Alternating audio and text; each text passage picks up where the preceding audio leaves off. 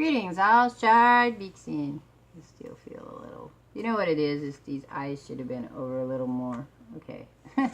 Yes, I know. I still haven't got my mask done. I did pull the stuff out, so we're getting there. Today is February 4th, 2018, and it's Know Thyself, and today is song. So the song that I'm picking is actually a rather new one. I mean, it's not brand new. It's, what, 4 or 5 years old. It's called Summertime Sadness by Lana Del Rey. Now, I never listened to the artist before, and I haven't listened to her after. This particular song has a different meaning to me than it has to the writer of the song and the singer of the song.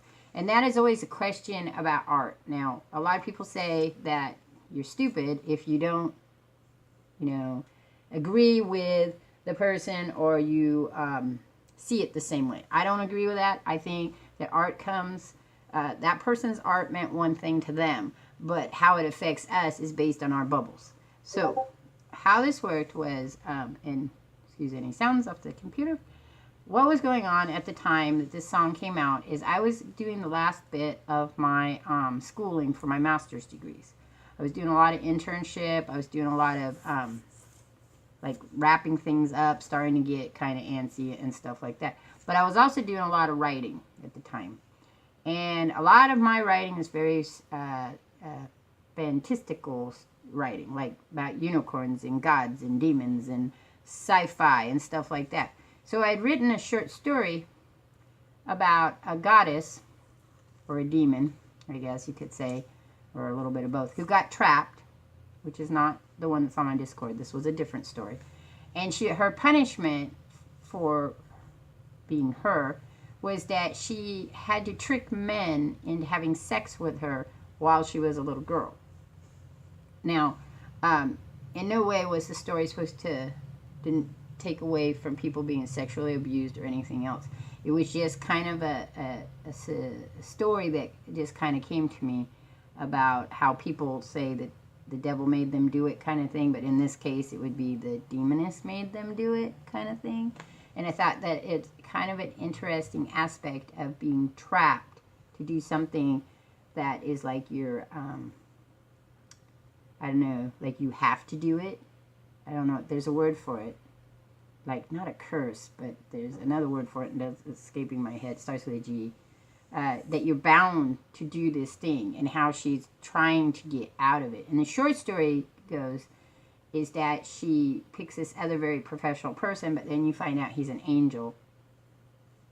I don't do demon angels the same way other people do, but he's an angel who's fallen to earth, and his punishment was that he had to be mortal, and he couldn't become unmortal until someone triggered that, and she ends up triggering it, and then they end up being together.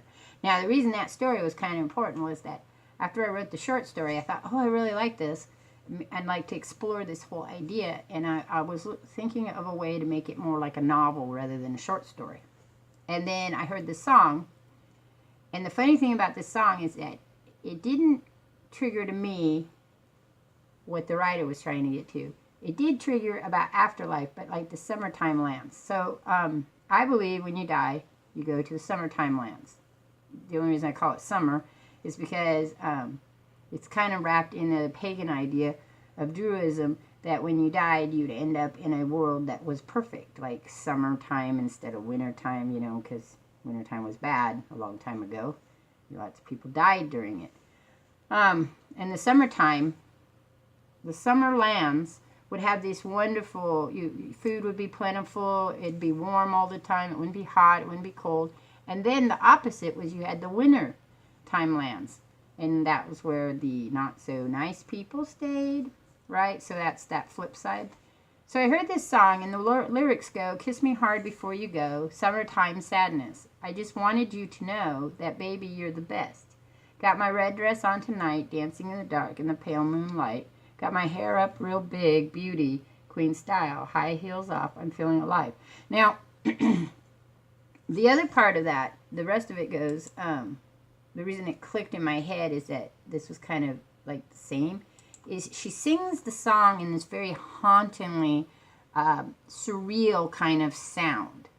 Very like you would imagine like the fairies, and when I think of Midsummer's Night's Dream, you know, the music that would be going during that period of time. And that's what got me, was her voice first. I didn't really listen to her lyrics except when she said Summertime Sadness. And I thought I could change that, and I did in my head whenever the song would play, to Summerland's Madness. And that's the name of the book that I started writing about that time period. And it has gods and goddesses and, you know, fairies and immortal beings in it. And the part where she says, oh my God, I feel it in the air. Telephone wires above me are sizzling like a snare.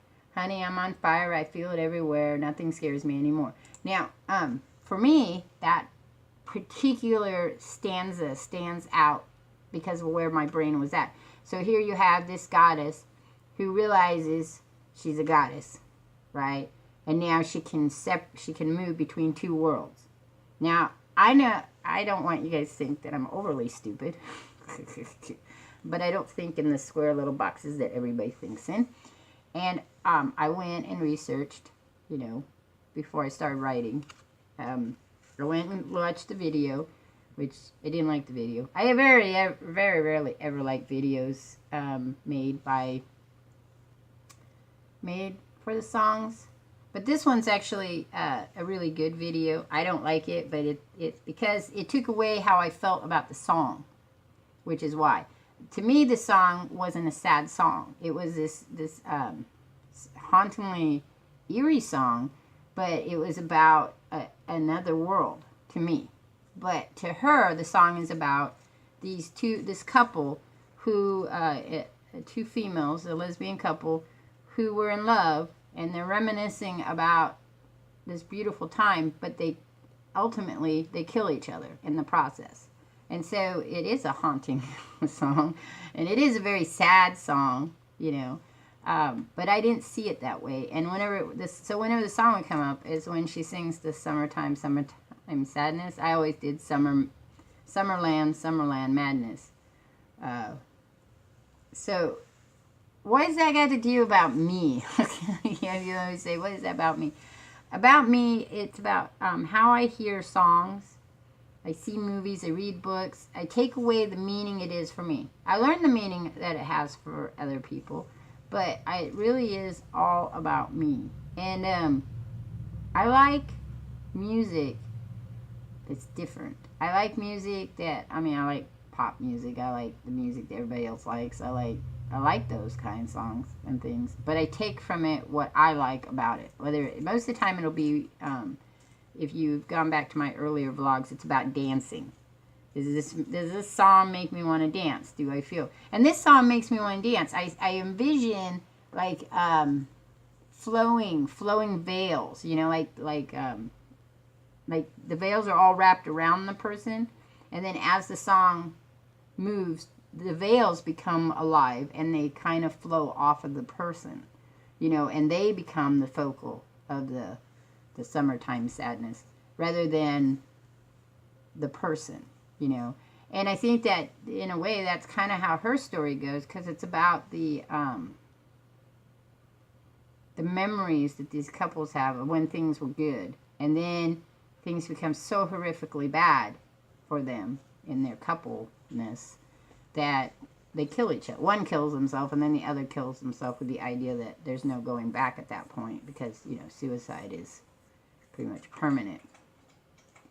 It's an odd thing, though, when you think about the song, is that why would you, you know, that to love someone so much that you would kill yourself is a very selfish kind of thing, because I love you, but therefore I'm going to kill myself because we can't be together, and then putting blame on that making that person feel the blame for it, when really the blame is only on the person who committed suicide.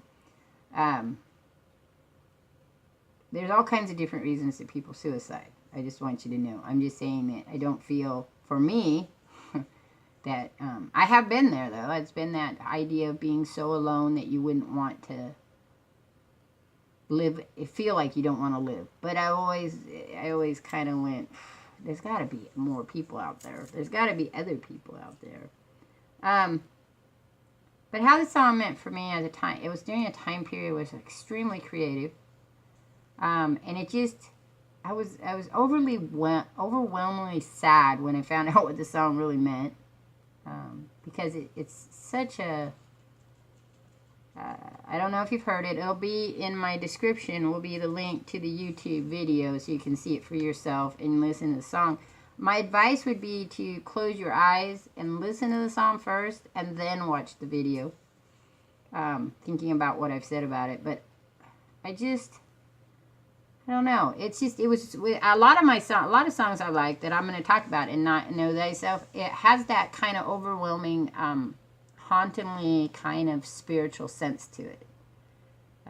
They're either music that uplifts me and I want to dance into the energy of the earth and bring this spectacularness to it, or it has the sense of otherworld, you know, and that's what this one has. It had the way she sings it. It's very easy to sing. You could sing right along with it, but she has a tone to her voice that brings this otherworldliness to it.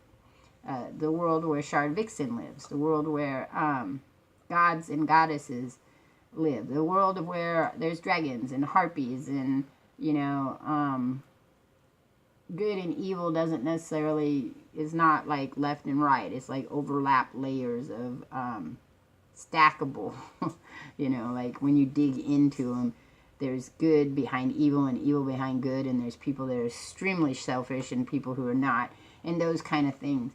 And her voice resonates that feeling that I had at the time when I was thinking about those stories. Now, I write lots of stories like that. And when I revisit this story, my Summerland's Madness, and it's only like most of my stories, it's only a core. I haven't really fleshed it out yet. My plan is to do that, to flesh out these stories and put them in my actually put them on my blog, and then put them in my Discord. So you can go to my Discord, Shardvixen's Den. Okay, just get yourself Discord. I think you download the app, or you can just visit Discord sometimes.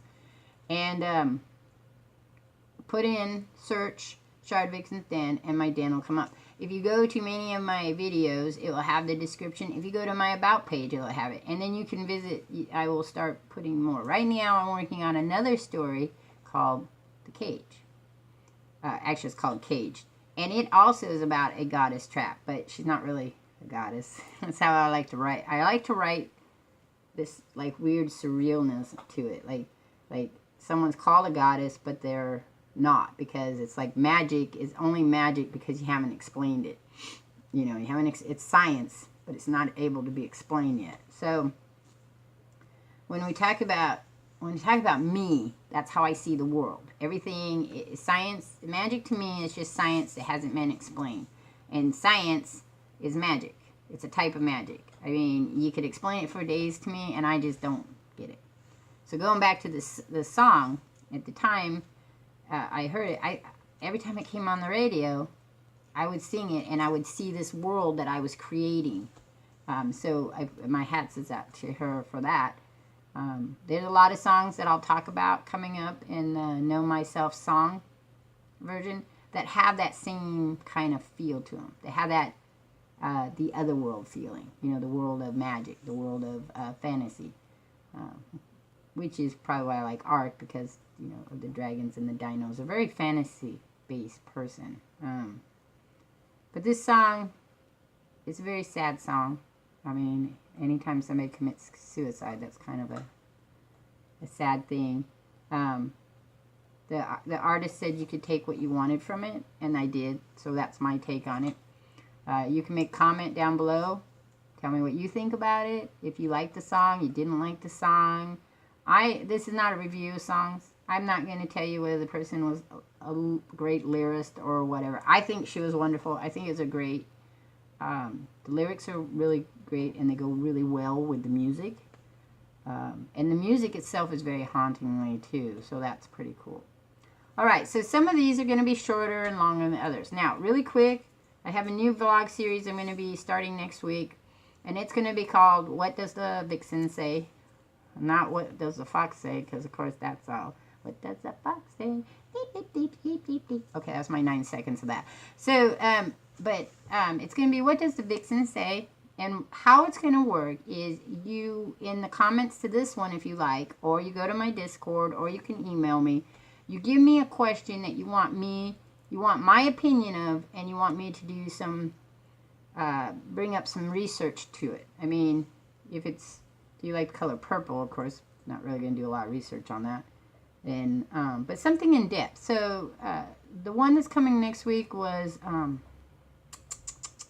by John Ironclad, and you should check out his YouTube. He's also in the Gepnik gang.